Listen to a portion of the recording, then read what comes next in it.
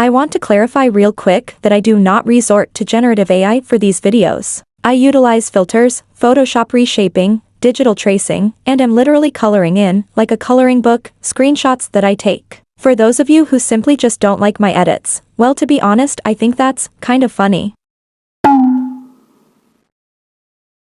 It's ironic how months ago I made a post saying how Baby Monster's outfits are inappropriate just for a teenage piece of shit with no actual life experience to harass me for hours, implying that I'm the pervert for saying children shouldn't have on clothes an inch off their ass or skirts shorter than the safety shorts underneath them, and their defense was that their 15-year-old sister wears less, and that clothes don't have an age limit, and ignored my counter-argument that lingerie are clothing items not suitable for children, and their Sasquatch sister wearing whatever she wants doesn't compare to middle-aged turds writing songs for them with suggestive lyrics, or styling them in revealing clothing. Or how I have to keep telling Baby Monster fans that it's inappropriate and gross to praise Hyun and Rami on their body shapes because they're children. Almost 18, is not even 18 at least. Just for there to be an uproar months later about cameras zooming in on the members' asses. They're young idols, rookies on top of that. They wear and do whatever they're told to. Ruka is the only one in her 20s, and she's just 22, finna be 23. In the same country, scandalized by the sight of shoulders. This is not girl boss, this is exploitation. Subtle sexualization is just as bad as obvious sexualization, but weird-ass K-pop fans always make excuses for this shit. Minors wearing hip pads is fucking insane and sad. TXT won their first day song after their first hiatus in 5 years for their health wellness after being overworked with grueling schedules and over extraneous dance routines. Yeah, I think I shit myself. Pretty sure I vomited positive, my heart hurt. I'm an ARMY, right? The largest K-pop fandom in history, and I've been an ARMY for years, meaning for better or worse I've seen a lot of content made about BTS, including the thirst posts. Jaehyun has been off completing his military service for 3 months now. And in a 3-month span of time I have seen some of the most insane and unhinged thirst posts about him. I used to think I had a vivid imagination, and now I know better, because never at my most down bad have I ever been able to come up with half the shit and citizens have come up with. Y'all out here acting possessed like the D in dark magic stands for dick. Freaky D-key demons got a hold on y'all bad. Truly diabolical down bad demons. As vast and expansive as the fandom armies are, I know now that we shan't match this level of freaky-tude. You like the way I flick my tongue or no? You can ride my face until you're dripping cum. Recently, Hanni declined Adore's visa sponsorship, even though I think she'll regret it later, because she couldn't have gotten an E6 visa, which allows her to stay in Korea for work due to the validity of her contract with Adore still being settled. And if she successfully leaves Adore, an E6 visa like that could take months to get, and if she stays at Adore she'll have no choice but to accept their sponsorship or be an inactive deported member of NewJeans. But this was definitely badass.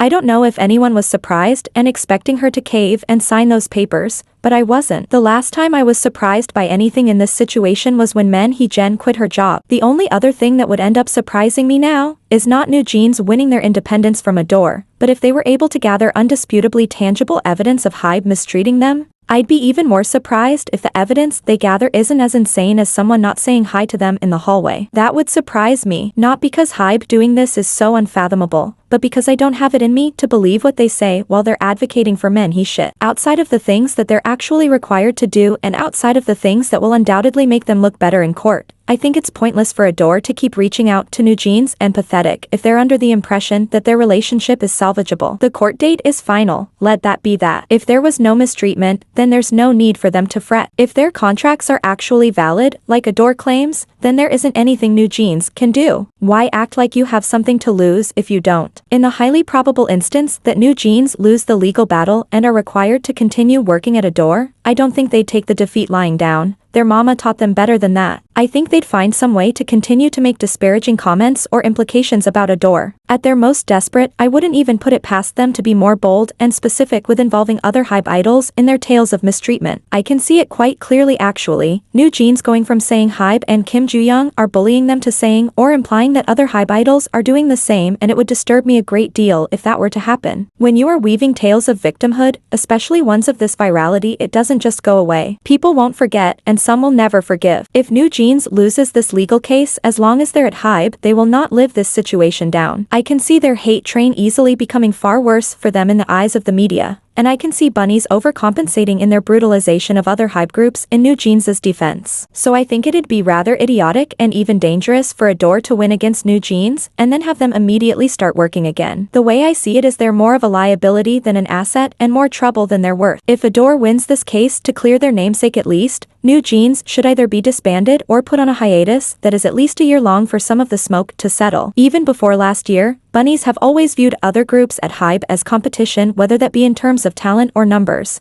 and after all that's happened I believe NewJeans view them the same way. Having them somewhat immediately go back to work as if nothing happened can make the workplace extremely hostile and volatile. And I really don't think people at Hybe are business savvy enough to recognize this. In the instance that Adore loses, if the plan is to extinguish the label, that'd be really fucked up and unfair. Hybe named 2 female CEOs last year, Kim Joo-young at Adore and Lee Jae-song at Big Hit. Personally, I've never heard of a K-pop label having so many women in positions of power, even when Men Hee-jen could have caused a resistance against women trying to prosper business-wise at Hybe and in K-pop in general, closing doors instead of opening them. Because, you know, that's how groupthink misogyny works. Not only would that mean that Kim Joo-young was only given her position temporarily during the worst time that label will likely ever face, with no genuine chance to do some good with the opportunity she was given, while also having to take the brunt end of a scandal she didn't even create. The trainees at Adore will likely suffer as well. There was a boy group in the works long before this situation started. Trainees are disposable. Whereas Men Hee-jen and NewJeans have their careers that they can do whatever they want with, there are people expecting to debut who've worked hard to get where they're at. If the plan is not to get rid of Adore, no matter the outcome, they need to be working on rebranding right now, not later. And I know there are objections to this, but I think Kim Joo-young needs to debut that boy group and a new girl group to compete with revenue lost. The sentiment that Adore shouldn't debut any groups for a while due to the hate they'll receive simply isn't enough justification for Adore to stay in a state of limbo, especially when in the past 5 years, it's been made very, very evident that K-pop fans want to hate groups at Hybe. No matter how circumstantial an issue is, no matter how much growth they may make, no matter how much activism Hybe idols do, K-pop fans want to hate them, so they will. This is not something that's influenced nor hindered by whether or not NewJeans win or lose this legal battle. I think Adore should start debuting or developing new groups now because they need to, and because I'm wildly curious about what Kim Joo-young is going to do. If they are smart, I think Adore could do just about anything with a boy group, but when it comes to a girl group they need to do very simple, very manageable things in order to lessen the inevitable comparison to NewJeans. And I don't want to hear that Adore should be strictly for boy groups from now on because of what's happening with NewJeans. There's already more Hybe boy groups than girl groups. As much as I like them, that company doesn't need more boy groups. If they go about it the right way, Men Hee-jen has set up an opportunity for the next Adore girl group to have the perfect underdog story, and it starts by making sure they're not like NewJeans, so if anyone tries to make that comparison they'll have even less justification for it than the comparison to Illit.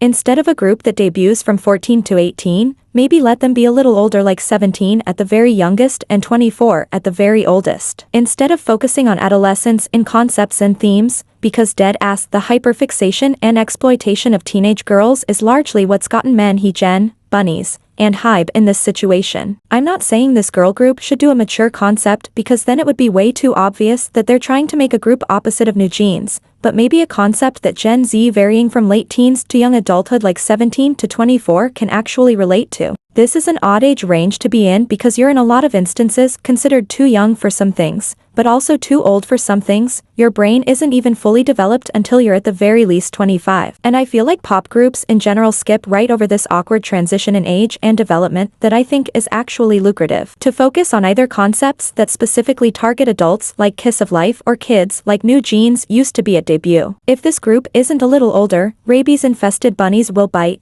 How Men Hee-jen has manipulated NewJeans will be reflected onto Kim Joo-young if she debuts a group that young as if she's trying to do the same. And the backlash Hybe will receive will be definite when NewJeans being considered too young to even debut has been a huge point in ruining Hybe's reputation in the first place, meaning that they didn't learn a damn thing from this situation and they're stupid. Whether he meant a K-pop group specifically like most Hybe groups or if he meant a pop group in general like Cat's Eye, for years now Bang PD has talked about making a group that'll have a Latin pop or Afrobeat focus. This is a perfect opportunity to do that. And if they do this, I think this group should be multiracial for appropriative reasons, just saying. The possibilities are limitless. They could do anything, but I think the key factor in making their next group successful, especially a girl group, would be for them not to debut as young or younger than NewJeans on average. Because when NewJeans debuted, the average age of the group was 16-17, while a group ranging from 17 to 24 will likely have an average age of 20 or 21. Subconsciously, while writing this up, I was imagining if Zero Base One was a girl group. And you know what?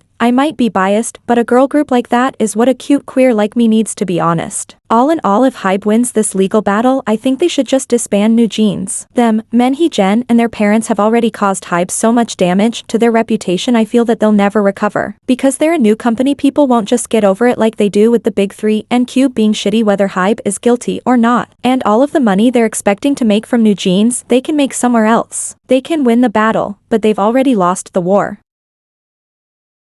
I know the general census was that Jisoo didn't have a passion for music because her original direction was acting. What if she wasn't allowed to have the same creative freedoms the other Pinks did, even as minor as theirs were? Because Jisoo was the one member no one could predict. You could have assumed Lisa would have songs that you could dance to, Rose was going to do ballads about being heartbroken, and Jennie is going to have relatable pop sounds about something similar. No one, not even her solos, could confidently pinpoint what she'd do. I didn't base her abilities off of Flower because it was obvious why G didn't put any legitimate effort into her having any actual opportunity as a soloist musically and performatively. The way Jisoo performed her cover of Camila Cabello's Liar during the Born Pink tour with so much liveliness than when she had to perform the songs why G just threw at her last minute was telling. Maybe not to everyone else, but it was to me. I wasn't getting my hopes up, but I was deeply curious about what she was going to do with all her newfound freedom, and I was honestly shocked. Gagged. It could be because I'm a native English speaker, but Jisoo's tone for the English bits of her songs was so fresh. It was like I was hearing her sing for the first time. Not only did she surprise me by going with a fun dance pop kind of sound, the concept for Earthquake had me floored.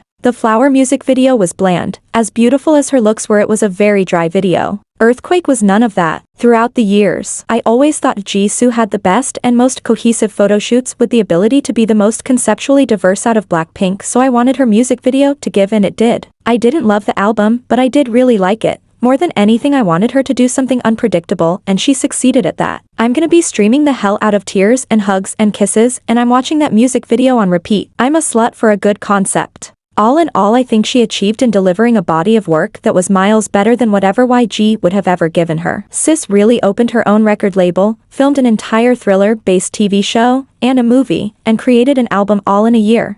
If this isn't passion, then I don't know what is.